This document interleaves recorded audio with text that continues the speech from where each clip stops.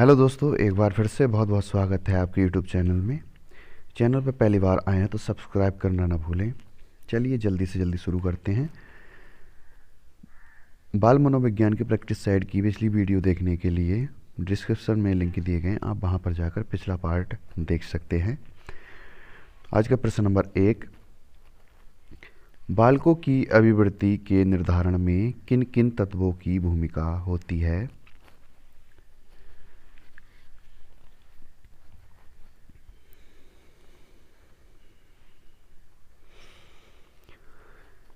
तो इसका सही उत्तर होगा ऑप्शन नंबर 4, ये सभी।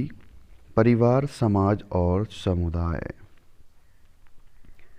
अगला प्रश्न नंबर 2, बालक की स्वाभाविक प्रकृति कैसी होती है?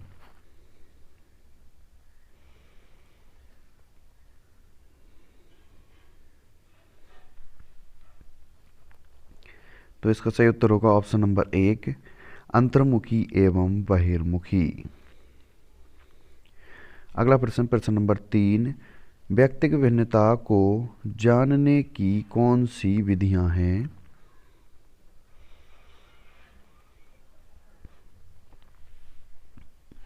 तो इसका सही उत्तर होगा ऑप्शन नंबर 4, ये सभी। उपलब्धि परीक्षण, अभिरुचि परीक्षण और बुद्धि परीक्षण। अगला प्रश्न नंबर 4, व्यक्तिगत शिक्षार्थी एक दूसरे से किस आधार पर भिन्न होते हैं?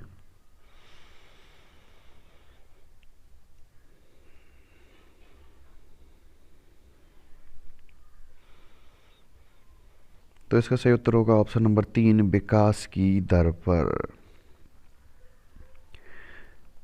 अगला प्रश्न नंबर 5, एक लड़की हर पाठ को जल्दी सीख लेती है जबकि दूसरी लड़की उसे सीखने में ज़्यादा समय लेती है, तो यह बालक के विकास के किस सिद्धांत को दर्शाता है?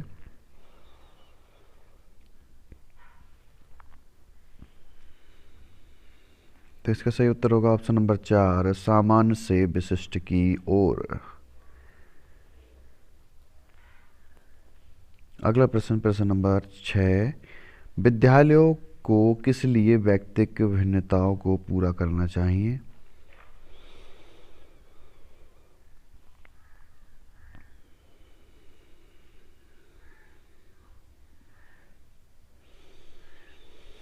तो इसका सही उत्तर होगा ऑप्शन नंबर 1, विशिष्ट की अनुभूति के लिए। अगला प्रश्न नंबर 7, व्यक्तिगत विभिन्नताओं के क्षेत्र में क्या शामिल होता है?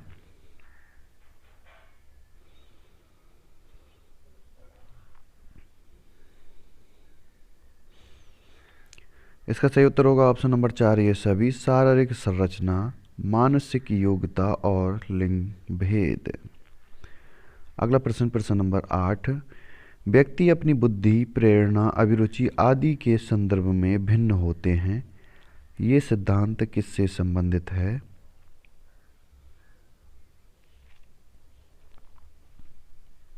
तो ये सिद्धांत ऑप्शन नंबर 3, व्यक्तिगत भिन्नता से संबंधित है। चलिए बढ़ते हैं अगले प्रश्न की ओर। प्रश्न नंबर 9, व्यक्तियों में एक दूसरे से भिन्नता क्यों होती है?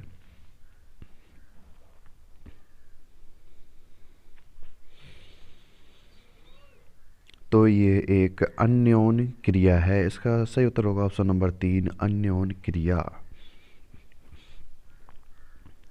अगला प्रश्न नंबर 10, अंतर्मुखी, बहिर्मुखी तथा उभयमुखी व्यक्तित्व का वर्गीकरण किसके द्वारा किया गया है?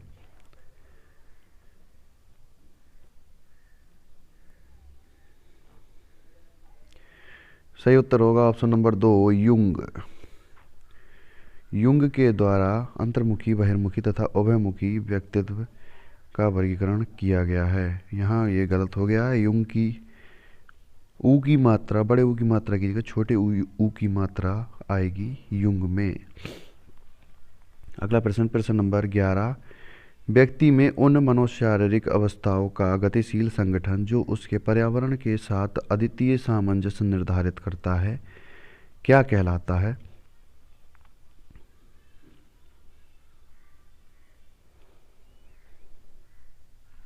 तो इसका सही उत्तर होगा ऑप्शन नंबर ए कि व्यक्तित्व। आप पॉज कर कर प्रश्नों को सही से पढ़कर उत्तर देख सकते हैं।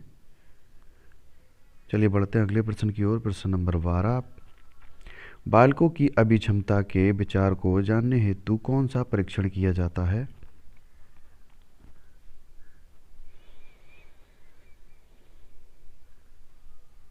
जैसा कि नाम से ही अभिक्षमता है तो अभिक्षमता परीक्षण कराया जाता है। तो ऑप्शन नंबर 4 इसका सही उत्तर होगा, अभिक्षमता परीक्षण।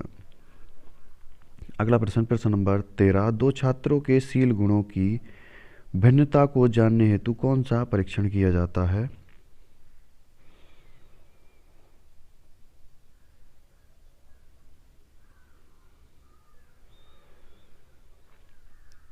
शील गुणों से तात्पर्य होता है व्यक्तित्व से। तो उसका सही उत्तर होगा ऑप्शन नंबर 4, व्यक्तित्व परीक्षण। अगला प्रश्न, प्रश्न नंबर 14, बालकों की संवेगात्मकता के स्तर का मापन व्यक्तित्व भिन्नता के किस विधि द्वारा किया जाता है?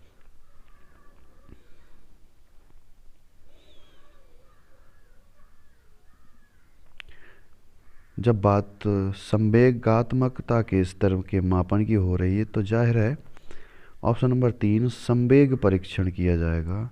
सही उत्तर होगा ऑप्शन नंबर 3, संवेग परीक्षण। अगला प्रश्न, प्रश्न नंबर 15, व्यक्तिगत भिन्नता का ज्ञान कक्षा में शिक्षक को किस रूप में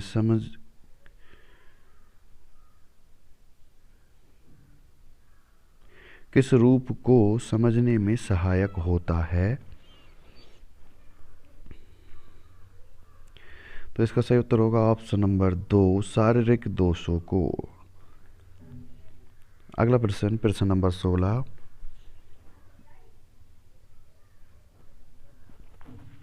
शिक्षा के क्षेत्र में व्यक्तिगत विभिन्नता कैसे सहायक होती है?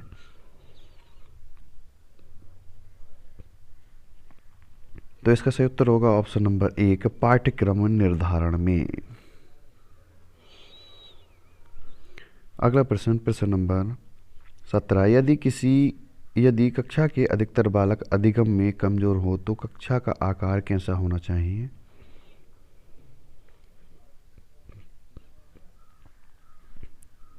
तो इसका सही उत्तर होगा ऑप्शन नंबर 1, छोटा। अगला प्रश्न, प्रश्न नंबर 18, विकास की प्रक्रिया पूर्ण निश्चित दिशा में आगे बढ़ती है, ये कथन बाल विकास के किस सिद्धांत का अनुसरण करता है?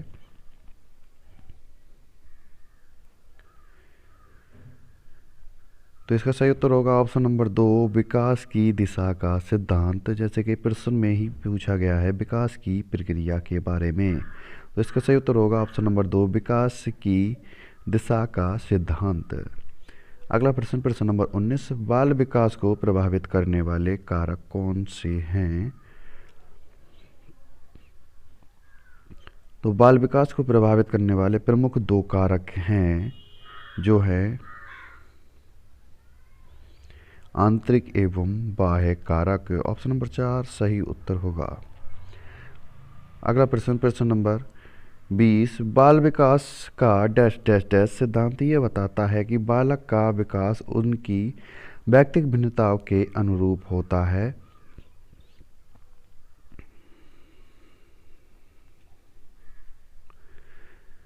तो इसका सही उत्तर होगा ऑप्शन नंबर 3, व्यक्तिगत भिन्नता का सिद्धांत। अगला प्रश्न, प्रश्न नंबर 21, बालक के व्यक्तित्व के सर्वांगीण विकास के लिए किन मौलिक तथ्यों की जानकारी शिक्षकों को होनी अति आवश्यक है?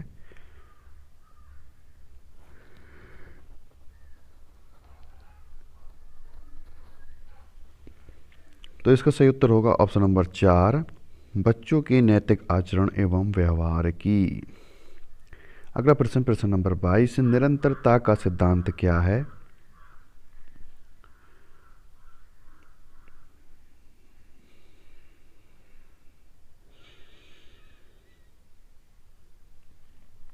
तो इसका सही उत्तर होगा ऑप्शन नंबर 2, जन्म से मृत्यु पर्यंत होने वाला विकास ही निरंतरता का सिद्धांत है।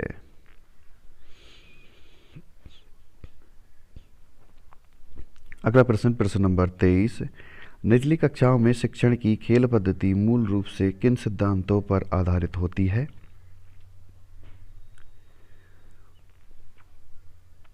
तो इसका सही उत्तर होगा ऑप्शन नंबर 4, 1 और 2 दोनों, विकास के मनोवैज्ञानिक सिद्धांत पर और वृद्धि के मनोवैज्ञानिक सिद्धांत पर। अगला प्रश्न, प्रश्न नंबर 24, विकास कभी ना समाप्त होने वाली प्रक्रिया है, ये विचार किस सिद्धांत से संबंधित है? तो इसका सही उत्तर होगा ऑप्शन नंबर 2, निरंतरता का सिद्धांत। विकास निरंतर चलने वाली प्रक्रिया है। अगला प्रश्न, प्रश्न नंबर 25, शिक्षा शास्त्र की कौन सी विधा बच्चों को के व्यवहार को समझने में शिक्षक की सहायता करती है? तो बच्चों के व्यवहार का अध्ययन बाल मनोविज्ञान के अंतर्गत किया जाता है। तो इसका सही उत्तर होगा ऑप्शन नंबर 3, बाल मनोविज्ञान।